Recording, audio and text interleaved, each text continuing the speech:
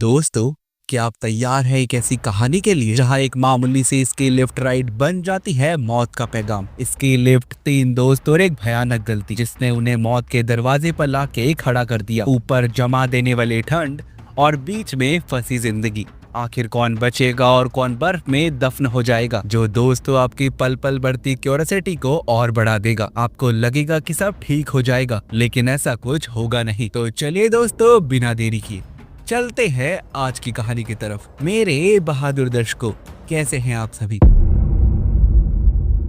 Movie की शुरुआत होती है तीन दोस्तों को दिखाने से, जॉ, डैन और पार्कर ओनील। यहाँ पार्कर डैन की जीएफ है। ये तीनों दोस्त आए हैं वीकेंड एंजॉय करने माउंट हॉलिस्टर नाम के एक स्की रिजॉर्ट में। यहाँ डैन पैसे बचाने के लिए पार्कर से बोलता है कि तुम स्की लिफ्ट अटेंडेंट के पास जाओ और कहो कि तुम अपना क्रेडिट कार्ड गैस स्टेशन पर ही भुलाई हो और तुम्हारे साथ तुम्हारे दो और फ्रेंड्स हैं जिनसे तुमने वादा किया था स्की करवाने का, और उससे $50 में 3 टिकट देने को मनाना। हालांकि पार्कर ये करना तो नहीं चाहती, लेकिन डैन के फोर्स करने पर वो ऐसा करने को मान जाती है। पार्कर लिफ्ट अटेंडेंट के पास जाती है और एज इट इज वैसा ही बोलती है जैसा डैन ने उससे बोलने को कहा था, और लिफ्ट अटेंडेंट पार्कर की बात मान भी लेता है और उसे टिकट दे देता है। अब तीनों लिफ्ट में सवार ऊपर माउंटेन की तरफ जाने लगते हैं, लेकिन तभी अचानक से उनकी लिफ्ट बीच हवा में ही रुक जाती है। दरअसल दोस्तों, यहाँ सभी लिफ्ट हवा में अचानक से ही रुक गई थी और अब सभी लोग शोर मचाना शुरू कर देते हैं। हम जान पाते हैं कि पार्कर को हाइट से डर लगता है। उसका बॉयफ्रेंड डैन उसको संभालता है और थोड़ी ही देर में लिफ्ट फिर से चलने लगती है। अब तीनों दोस्त माउंटेन पर होते हैं। ये तीनों दोस्त वहाँ खूब एंजॉय करते हैं। हालांकि पार्कर को इसकी करना नहीं आता, इसलिए वो धीरे धीरे माउंटेन से नीचे उतरने लगती है। अगले सीन में हम तीनों को एक रेस्टोरेंट में देखते हैं, जहां जो दोनों से कहता है कि हमें फिर से एक बार स्की करने जाना चाहिए, क्योंकि दोस्तों वो सही से एंजॉय नहीं कर पाया था, क्योंकि पार्कर को सही से स्की करना नहीं आता और वो बार बार गिर रही थी और उन्हें रुक रुक कर माउंटेन से नीचे आना पड़ा। हालांकि अब पार्कर उनके साथ जाना नहीं चाहती, क्योंकि उसे स्की करना नहीं आता। डैन उसे जबरदस्ती फोर्स करता है, तो उसे भी उनके साथ चलना ही पड़ता है। वो जल्दी ही लिफ्ट अटेंडेंट के पास पहुंचते हैं, जहां से उन्हें ऊपर माउंटेन पर जाना था, लेकिन लिफ्ट अटेंडेंट उन्हें बताता है कि उन्हें इन्फॉर्मेशन मिली है कि जल्दी ही वेदर खराब होने वाला है और इसलिए लिफ्ट को बंद कर दिया गया है। लेकिन अब ये तीनों काफी जिद करने लगते हैं, तो उसे उनकी बात माननी ही पड़ती है और वो इन तीनों को ऊपर जाने की परमिशन दे देता है। अब दोस्तों, अब ये तीनों लिफ्ट से ऊपर माउंटेन की तरफ जाने लगते हैं। इधर तभी उस लिफ्ट अटेंडेंट का एक और साथी आ जाता है और वो उसे बताता है कि तुम्हें अगले वीकेंड भी काम पर आना होगा, जिस पर लिफ्ट अटेंडेंट कहता है कि मैं अगले वीकेंड नहीं आ सकता, इसके लिए मैंने पहले से ही एप्लीकेशन दे रखी है। जिस पर वो आदमी कहता है कि फिर तो तुम्हें इसके लिए बॉस से बात करनी होगी, और लिफ्ट अटेंडेंट बॉस से मिलने चला जाता है। लेकिन जाने से पहले वो उस आदमी को बताता है कि अभी 3 लोग ऊपर माउंटेन पर गए हैं, इसलिए जब तक वो लोग नीचे ना आ जाएं, गलती से भी लिफ्ट को बंद मत करना। जिसके बाद लिफ्ट अटेंडेंट वहां से चला जाता है। इसी बीच उस आदमी को 3 लोग माउंटेन से स्की करते हुए नीचे आते हुए दिखते हैं और वो लिफ्ट को बंद कर देता है, क्योंकि दोस्तों उसे लगता है कि ये तीनों वही लोग हैं जिसका जिक्र उसके को एम्प्लॉय ने उससे किया था।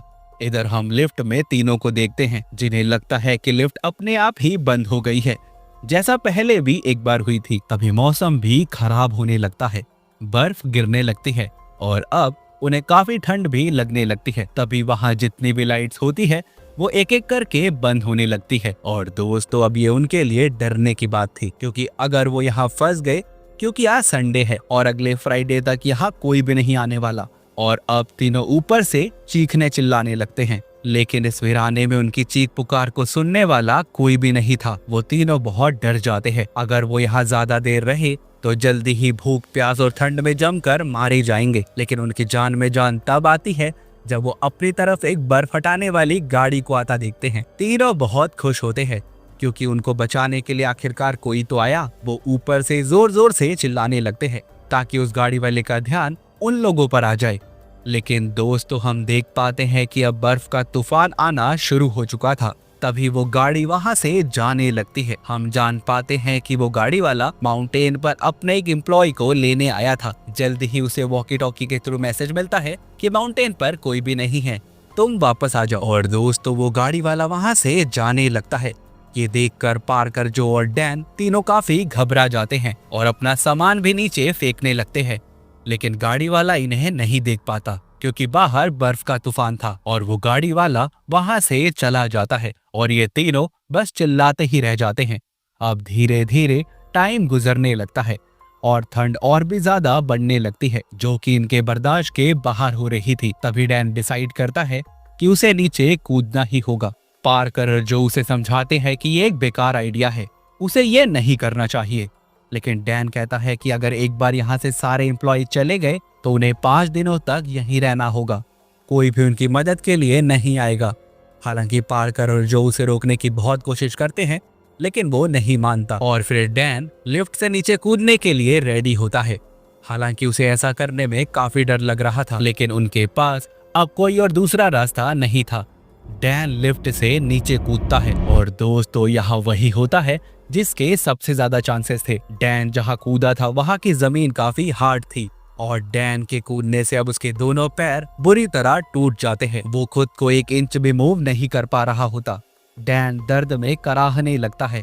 ऊपर जो और पार्कर ये देखकर डर जाते हैं और वो डैन की मदद करने का सोचते हैं। तभी जो को केबल दिखाई देती है जिससे उनकी लिफ्ट अटैच थी। जो कहता है कि वो इस केबल की मदद से नीचे जाएगा, जो कि दोस्तों इतना आसान भी नहीं था।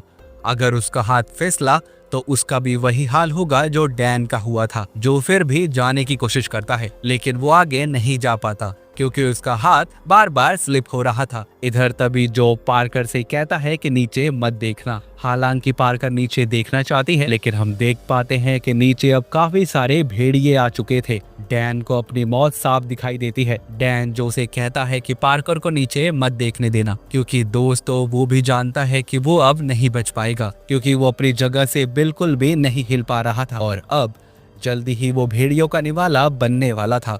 और होता भी ऐसा ही है। भेड़िए डैन को नोच नोच कर खाने लगते हैं। जो और पार्कर डैन की चीख पुकार को सुन पाते हैं, लेकिन वो अब रोने के सिवाय और कुछ भी नहीं कर सकते और भेड़िए डैन को जान से मार देते हैं। पार्कर रोते हुए जो से कहती है कि तुमने डैन को क्यों नहीं रोका, वो तो तुम्हारा बचपन का दोस्त था ना। जिस पर जो रोते हुए कहता है कि तुम भी तो उसकी गर्लफ्रेंड हो, तुमने उसे क्यों नहीं रोका, तुम तो बस कुछ साल पहले ही उसकी गर्लफ्रेंड बनी हो।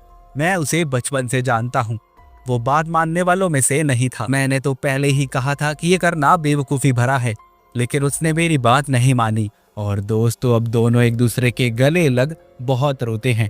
अब वो नीचे जाने की सोच भी नहीं सकते क्योंकि नीचे भेड़िए हैं जिन्होंने अभी अभी उनके दोस्त को मारा है। अब ये दोनों ऊपर फंस चुके हैं। रात गुजरने के साथ ही ठंड भी बढ़ने लगती है और दोनों रात भर इस बारे में बात करते हैं कि अब उनका क्या होगा, कोई उन्हें बचाने आएगा भी कि नहीं। जिसके बाद ये बड़ी मुश्किल से अपनी रात गुजारते हैं। अगले दिन जब पार्कर की नींद खुलती है तो वो देखती है कि उसका हाथ सामने वाली रॉड से बुरी तरह जमकर चिपक चुका है क्योंकि उसने ग्लव्स नहीं पहने थे। और अब पार्कर जैसे ही अपने हाथ को वहां से हटाने की कोशिश करती है तो उसके हाथ की स्किन भी उतरने लगती है, जिससे पार्कर को बहुत दर्द होता है। लेकिन किसी तरह वो अपने हाथ को वहां से छुड़ा ही लेती है। इसी बीच जो की नींद भी पार्कर की आवाज से खुल जाती है। जो पार्कर से पूछता है कि वो ठीक तो है ना। पार्कर बड़ी मुश्किल से हाँ में सर हिलाती है और दोस्तों हम देख पाते हैं कि इन दोनों का चेहरा ठंड की वजह से पूरा लाल हो गया था। यानी दोस्तों उनकी स्किन अब ठंड की वजह से खराब होना शुरू हो गई थी। जो पार्कर से कहता है कि आज सुबह जब हमें कोई क्लास में नहीं देखेगा तो कोई ना कोई तो हमें ढूंढते हुए यहाँ तक आ ही जाएगा। लेकिन पार्कर कहती है कि ऐसा कुछ भी नहीं होगा क्योंकि किसी को भी नहीं पता कि हम कहाँ हैं। जो पार्कर से कहता है कि उसे केबल के सहारे नीचे जाना ही होगा क्योंकि अब उनमें इतनी हिम्मत